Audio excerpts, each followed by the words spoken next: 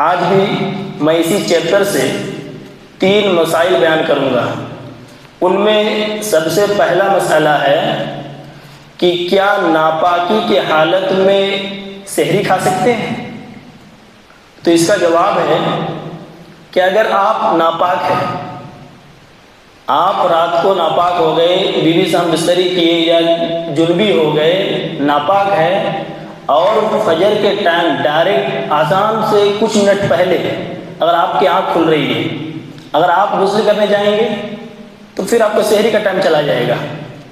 تو اس لیے آپ پہلے سحری کھا لیں، اس کے بعد غسل کر کے نماز پڑھیں، کیونکہ روزے کے لیے پاک کا ہونا ضروری نہیں ہے، نماز کے لیے پاک کا ہونا ضروری ہے۔ اس لیے آپ ناپاکی کے حالت میں بھی سحری کھا سکتے ہیں، جیسا کہ اللہ کے نبی صلی اللہ علیہ وسلم کی حدیث ہے، صحیح بخاری کتاب الصوم حدیث نمبر 1925۔ عن عائشہ رضی اللہ عنہ قالت، حضرت عائشہ رضی اللہ عنہ بیان فرماتی ہیں، کان رسول اللہ صلی اللہ علیہ وسلم یدرکہ الفجر وہو جنوب، اللہ کے پیارے نبی صلی اللہ علیہ وسلم فجر کے وقت پا لیتے تھے، فجر کے وقت مل جاتا تھا اللہ کے پیارے نبی صلی اللہ علیہ وسلم کو، اس حالت میں کہ اللہ کے پیارے نبی صلی اللہ علیہ وسلم جنابت کی حالت میں ہوتے تھے، اللہ کے پیارے نبی صلی اللہ علیہ وسلم ناپاک ہوتے تھے۔ ثم یغتسل ویصوم، پھر اللہ کے پیارے نبی صلی اللہ علیہ وسلم غسل کرتا اور روزہ رکھتے تھے۔ اس حدیث پر غور کیجیے، اللہ کے نبی صلی اللہ علیہ وسلم کیا کیے؟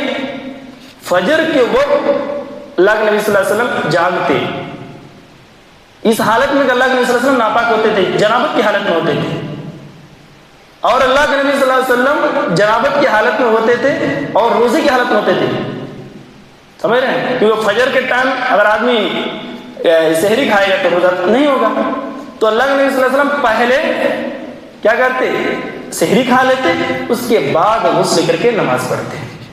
تو اس حدیث سے پتہ چلا کہ ناپاکی کی حالت میں سحری کھا سکتے ہیں، اس میں کوئی حرج کی بات نہیں ہے۔ اسی طرح دوسرا مسئلہ ہے کہ اگر بادل کی وجہ سے سورج کی غروب ہونے کا پتہ نہ چلے اور پہلے ہی افطار کر لیں تو کیا وہ روزہ ٹوٹ جائے گا؟ تو اس کا جواب ہے، اگر سورج بادل کی وجہ سے نہ دکھائی نہ دے اور آپ پہلے ہی افطار کر لے تو وہ روزہ آپ کا ٹوٹ جائے گا، اس روزہ کی قضا کرنی ہوگی، جیسا کہ اللہ کے نبی صلی اللہ علیہ وسلم کی حدیث ہے، صحیح بخاری کتاب الصوم حدیث نمبر 1959۔ ان اسماء رضی اللہ عنہ قالت، حضرت اسماء بنت ابو بکر رضی اللہ عنہ بیان فرماتی ہیں، افطرنا علی عہد رسول اللہ صلی اللہ علیہ وسلم یوم غیم، کہ اللہ کے پیارے نبی صلی اللہ علیہ وسلم کے زمانے میں ہم لوگ بادل کی جب موسم ہوتا تھا، یعنی جب بادل آ جاتا تھا تو بادل کی وجہ سے اللہ کے پیارے نبی صلی اللہ علیہ وسلم کے زمانے میں ہم افطار کر لیا کرتے تھے۔ ثم طلعت الشمس، اور افطار کرنے کے بعد جب پتہ چلا کہ سورج تو ابھی ڈوبا ہی نہیں ہے، سورج تو ابھی جو ہے غروب بھی نہیں ہوا ہے، قیل لہشام، تو ہشام سے کہا گیا، پوچھا گیا، فأمیر بالقضاء، کیا اس روزے کا قضا کرنا پڑے گا؟ قال، تو انہوں نے کہا کہ لا بد من قضاء، قضا کرنے کے علاوہ کوئی اس کے پاس چارہ نہیں ہے۔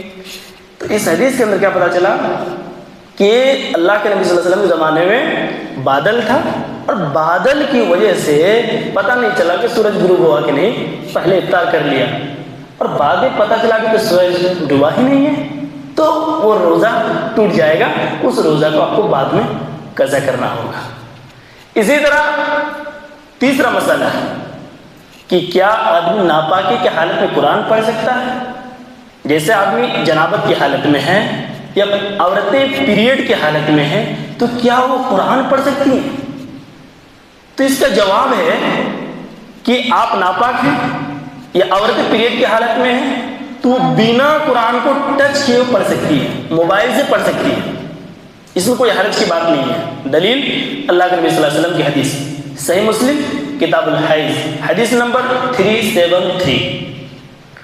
عن عائشہ رضی اللہ عنہ قالت، حضرت عائشہ رضی اللہ عنہ بیان فرماتی ہے کان رسول اللہ صلی اللہ علیہ وسلم یذکر اللہ علی کل احیانہ، اللہ کے پیارے نبی صلی اللہ علیہ وسلم ہر حالت میں قرآن کو ہر حالت میں اللہ کا ذکر کیا کرتے تھے۔ اس حدیث میں کیا کریں فرمایا گیا کہ اللہ کے نبی صلی اللہ علیہ وسلم ہر حالت میں اللہ کا ذکر کرتے تھے۔ تو اللہ کے نبی صلی اللہ علیہ وسلم جنابت کی بھی حالت میں ہوتے تھے، ناپاک ہوتے تھے، اس حالت میں بھی اللہ کا ذکر کرتے تھے۔ یہ عورتیں پیریڈ کی حالت میں ہوتی ہیں، تو اس حدیث سے پتہ چلا کہ اگر آپ جنبی ہیں، آپ ناپاک ہیں، بنا قرآن کو ٹچ کیے ہوئے آپ قرآن بھی پڑھ سکتے ہیں، دعا بھی کر سکتے ہیں، اللہ کا ذکر بھی کر سکتے ہیں۔ اسی طرح عورتیں بھی بنا قرآن کو ٹچ کیے ہوئے وہ قرآن بھی پڑھ سکتی ہیں، دعا بھی کر سکتی ہیں، دعا پڑھ بھی سکتی ہیں، اللہ کا ذکر بھی کر سکتی ہیں، کیونکہ قرآن کو ٹچ کرنے کے لیے منع کیا گیا کہ آپ قرآن کو ناپاکی کی حالت میں نہیں چھو سکتے۔ چھونے کے بارے میں اللہ نے منع کیا۔ کہاں پہ منع کیا اللہ نے؟ اللہ رب العالمین نے قرآن مجید کے اندر بیان فرمایا، سورۃ الواقعہ سورہ نمبر 56 پارہ نمبر 27 آیت نمبر 79، لا یمسہ الا المطہرون، لوگوں تم قرآن کو صرف پاکی کی حالت میں چھو، جب تم ناپاک ہو تو تب اس قرآن کو مت چھو۔ اس آیت کے اندر کیا بتایا گیا کہ قرآن کو صرف پاکی کی حالت میں چھونا ہے، ناپاکی کی حالت میں نہیں چھو سکتے۔